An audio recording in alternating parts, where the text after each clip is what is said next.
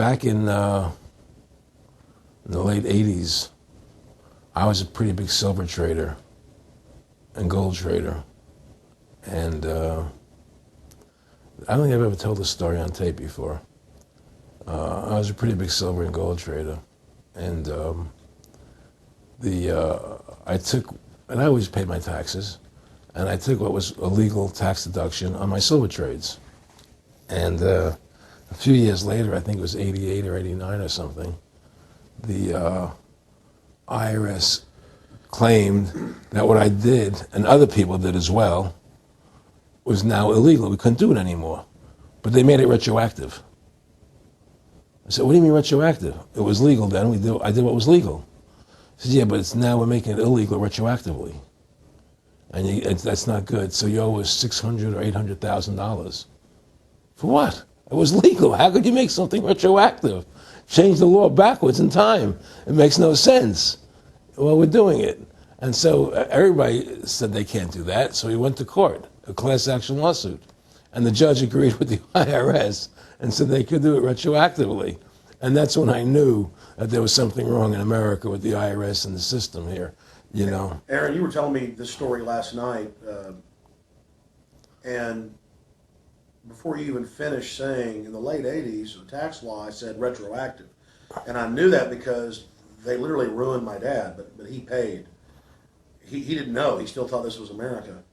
And it was legal tax law, what you're supposed to do. They said retroactively you owe, and with, not just retroactive, but they said you also have penalties and interest. That's right. So how do you have penalties and interest on something when they retroactively change the law?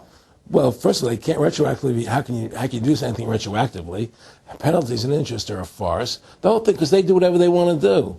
And that's when I realized America is not America. It's not the land that I was taught it was.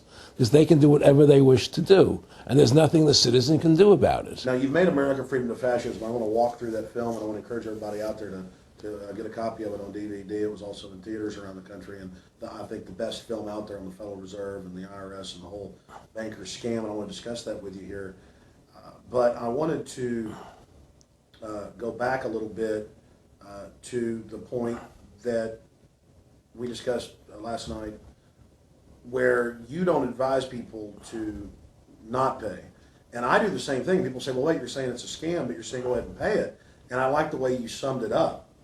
Well, it's really fairly simple. I mean, since making that movie, you know, many people come to me and ask me whether they should pay their income taxes or not, you know, and I never advise people not to pay.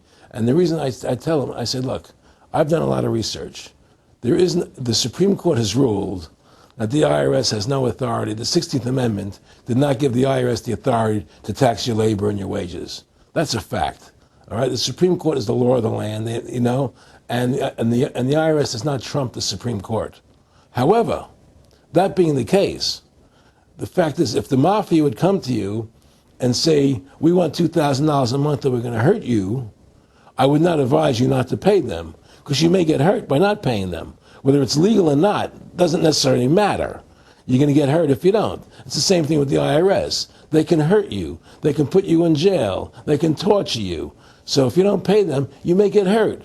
So I never advise people not to pay. You know, I tell people, yeah, pay your taxes. Look what happened to Congressman Hansen. Yeah, Congressman Hansen's a great example. Pay your taxes. But you know what? Shut down the Federal Reserve System, and eventually you won't have to pay those taxes anymore. See, the IRS is a symptom of the problem. The real problem is the banking industry and the bankers in this country. That's where the real problem lies. That's the root of our problem. Well, that's why we've lost America, okay? So yeah, pay your taxes, because if you don't pay them, you might get hurt. And I've heard all the arguments, you know, what tax protesters say and so on and so forth. And I don't call them tax protesters. I call them the tax honesty movement, because they're being honest, you know, at least. But the fact of the matter is, you're being forced, you're being compelled to pay it, because you're facing jail sentences, you're facing time, you're facing corruption of the courts if you don't pay, right? And so you pay it, because you just like you'd pay the mafia. But with the mafia, at least you have the government to call and try and help you to get past the mafia, to protect you. Here you have nobody to protect you. The American people are living in a matrix. They don't understand the truth of how things are working in this country, you know? And let me give you an example of what I'm talking about. The very fact is that if you ask 100 people on the street, what kind of government is America supposed to be? 99% of them will tell you a democracy. America is supposed to be a democracy. But that's a lie. That's an illusion. The word democracy is not written into the Constitution at one time. It's not in the Bill of Rights. It's not in the Declaration of Independence. The Founding Fathers hated the idea of a democracy. They thought it was the worst form of government there is. And I agree with them.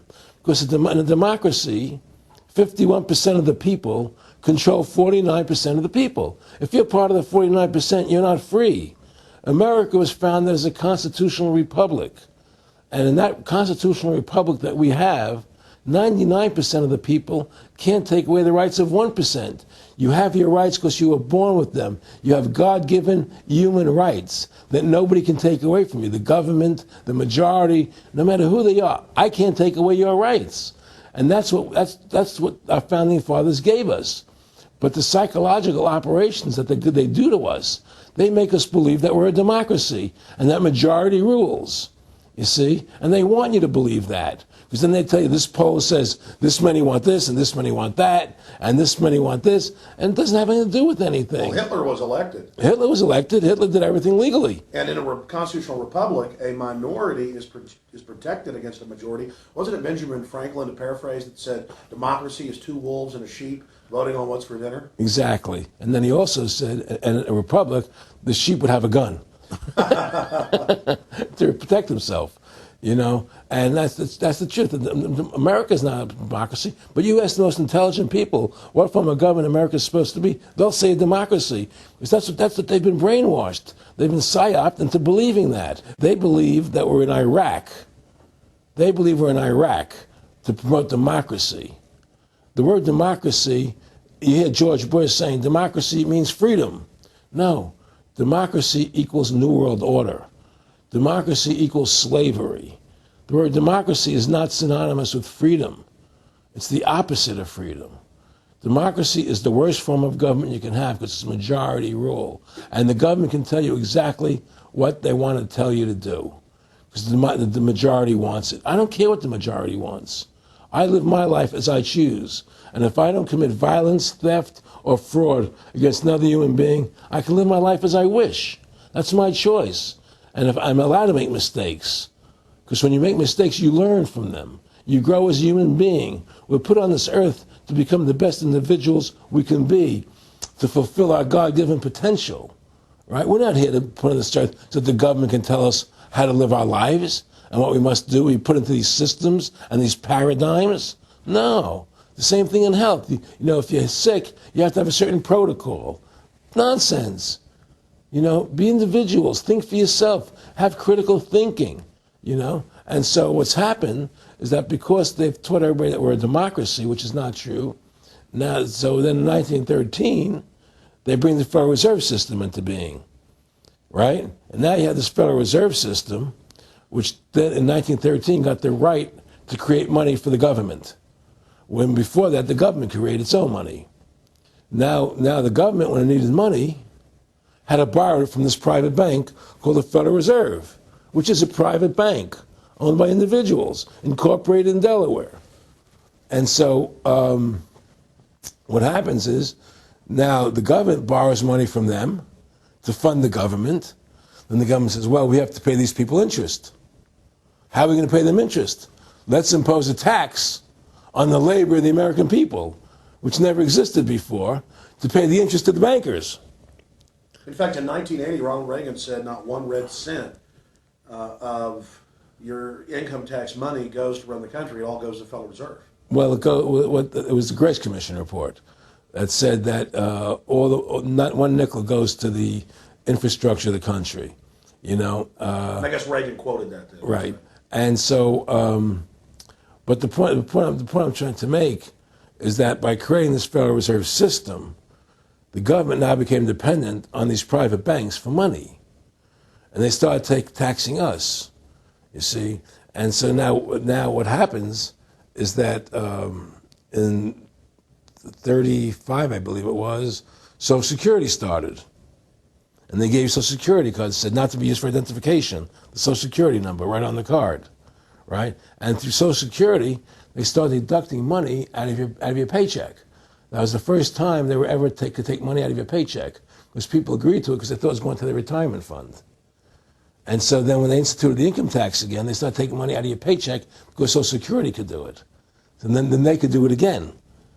You see what I'm saying? And so now they've even taken control of the tax, the tax payment itself. I mean, literally like you're a slave. They're Right. taking it right there when you make it. Exactly. They don't even trust the public enough to go Send them and a pay it check. themselves, yeah. Right. So they take it out automatically because they know people aren't going to want to pay it. So what's happened is that through the implementation of the Federal Reserve System, the government has become vested in these bankers, and they get their money from the bankers. And so then they impose a tax on us, which makes us more slaves, makes it more difficult for us to survive, right? Giving them more profits. And now what's happened